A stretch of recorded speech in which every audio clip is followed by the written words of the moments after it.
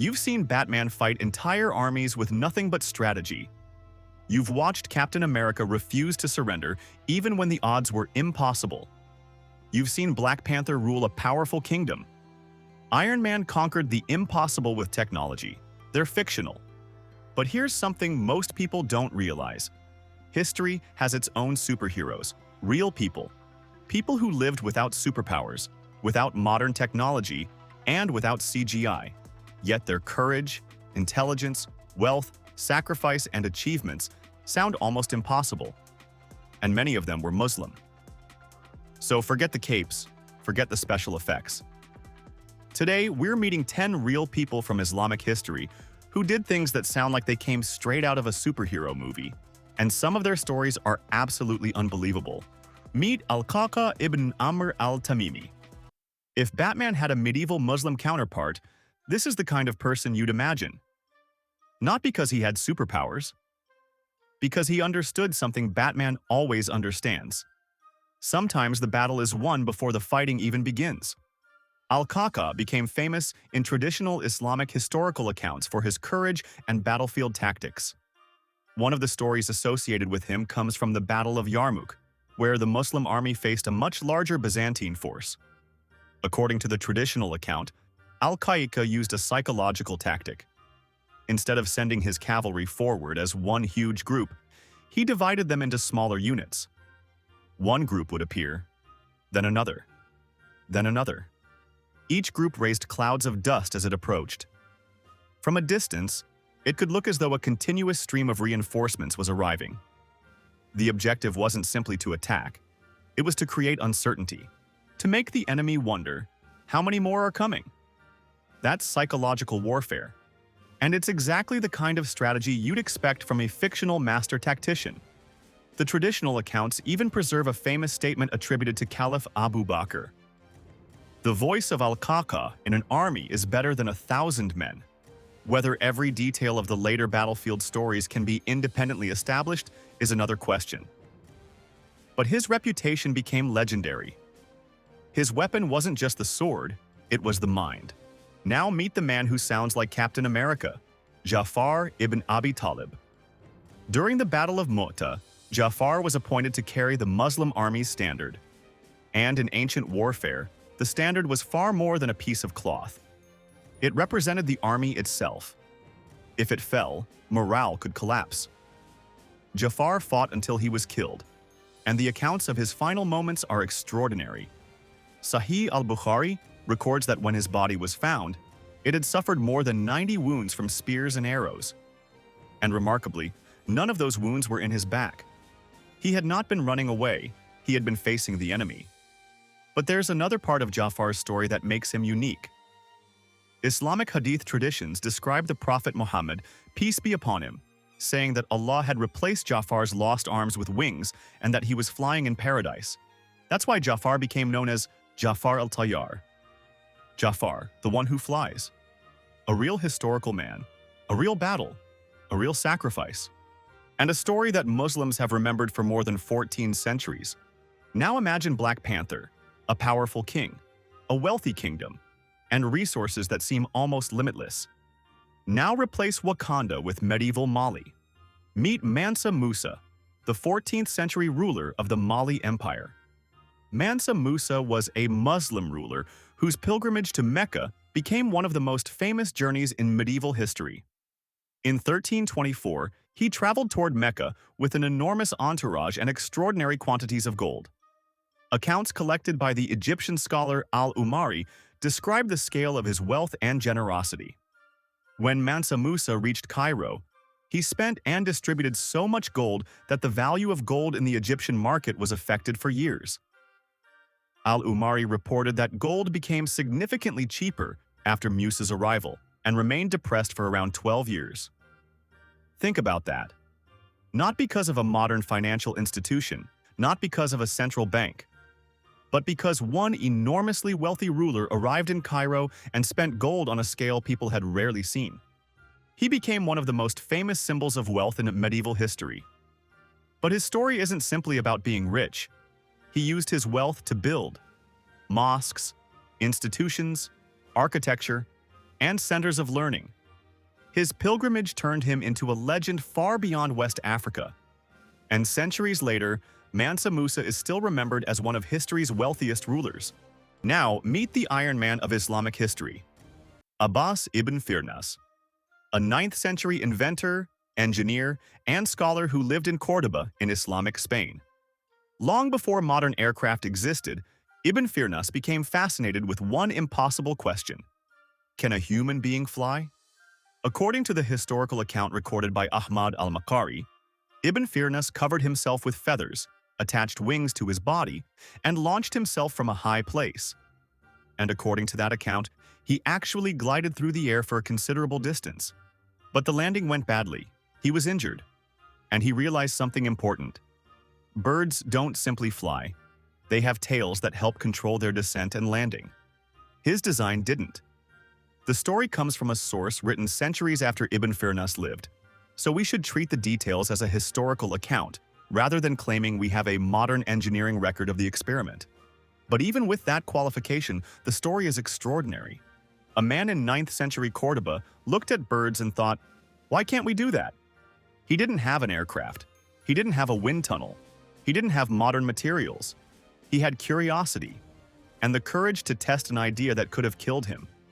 That's why his name remains connected with the early history of human flight. Now meet the man who sounds like Ghost Rider, Dirar ibn al-Azwar. Traditional Islamic histories describe him as a fierce warrior and frontline commander during the early Muslim conquests, and his reputation was terrifying. Stories describe him fighting with extraordinary fearlessness, sometimes appearing on the battlefield without the heavy armor that other soldiers depended on. Imagine being an enemy soldier. You're standing in formation. You see an army approaching. And suddenly, a warrior charges toward you with almost no protection, completely committed to the attack. That kind of behavior isn't just physical, it's psychological. Fear spreads through an army incredibly quickly, and Dirar's reputation became part of the weapon. Now, some of the most dramatic stories about Dirar come through later historical traditions, and historians debate the reliability of individual details. So we shouldn't turn every battlefield legend into a proven fact. But his place in Islamic storytelling is unmistakable. He became the image of the fearless warrior, someone who seemed almost impossible to stop. Not because he couldn't be hurt, but because he refused to let fear control him. Now meet the Wolverine of early Islamic history, Zubair ibn al-Awwam. One of the closest companions of the Prophet Muhammad, peace be upon him. Zubair was known for his courage and his willingness to enter situations that most people would avoid. Traditional accounts describe him as an exceptionally skilled warrior, even fighting with remarkable control while mounted. But one story stands out. During the Muslim conquest of Egypt, the fortress of Babylon proved extremely difficult to overcome. According to the traditional account, Zubair climbed the fortress wall himself. Think about that. A heavily defended fortress, enemy soldiers above, a wall separating you from the battlefield. And one man decides, I'm going up. He climbed, reached the top, and shouted the takbir, Allahu Akbar. His action helped create an opening for the Muslim forces to enter. Whether every detail of the later narrative is historically certain or not, the story captures exactly how Zubair was remembered. As someone who didn't wait for somebody else to take the first step, he took it himself. Now meet the Hawkeye of early Islam, Abu Talha al-Ansari, a legendary archer and companion of the Prophet Muhammad, peace be upon him. At the Battle of Uhud, the Muslim army came under intense pressure. The battlefield became chaotic, and Abu Talha remained close to the Prophet, protecting him while continuing to fire his bow. The Hadith. High traditions describe Abu Talha as an exceptionally powerful and skilled archer. His commitment was simple: protect the Prophet, keep fighting, do not retreat. The image is almost cinematic. Arrows flying across the battlefield, chaos everywhere, and Abu Talha standing between danger and the Prophet. He wasn't wearing futuristic armor. He didn't have a vibranium shield. He had a bow and the courage to stand his ground. Sometimes the most powerful weapon isn't the weapon itself. It's the person willing to use it for someone else. Now imagine Spider-Man without the web shooters. No supersuit, no gadgets, just stealth. Meet Hudhaifa ibn al-Yaman, known in Islamic tradition as the keeper of one of the Prophet's important secrets. During the Battle of the Trench, Medina was surrounded by a coalition of enemies. The situation was desperate. The weather became brutally cold. A violent storm swept through the area, and the Prophet Muhammad, peace be upon him, needed information about what the enemy was planning. Hudhaifa volunteered to infiltrate the enemy camp. He went into the darkness, alone. His mission was simple: find out what the enemy was doing and come back. According to the famous account, Hudhaifa entered the enemy camp and came close to their leaders without being detected. At one point, Abu Sufyan even warned his men to identify the person sitting beside them because there might be an infiltrator. Hudhaifa reacted instantly. He questioned the person beside him before they could question him. He remained undetected, and he returned with the information the Prophet needed. No superpowers, no technology, just courage, discipline, and an extraordinary ability to stay calm under pressure. And now we meet Wonder Woman, Nusayba bint Ka'b, also known as Umara. She came to the Battle of Uhud intending to help provide water and care for the wounded. But the battle changed. The Muslim lines were thrown into confusion, and the Prophet Muhammad, peace be upon him, came under direct threat. Nusayba didn't run. She moved toward the danger. She took up weapons and joined the defense. Traditional Islamic accounts describe her fighting to protect the Prophet and suffering serious injuries. And the Prophet is reported to have praised her courage, describing how he looked around and saw her fighting on his behalf. Think about what that means. She didn't arrive at Uhud expecting to become a frontline fighter. But when the moment came, she stepped forward. That's courage.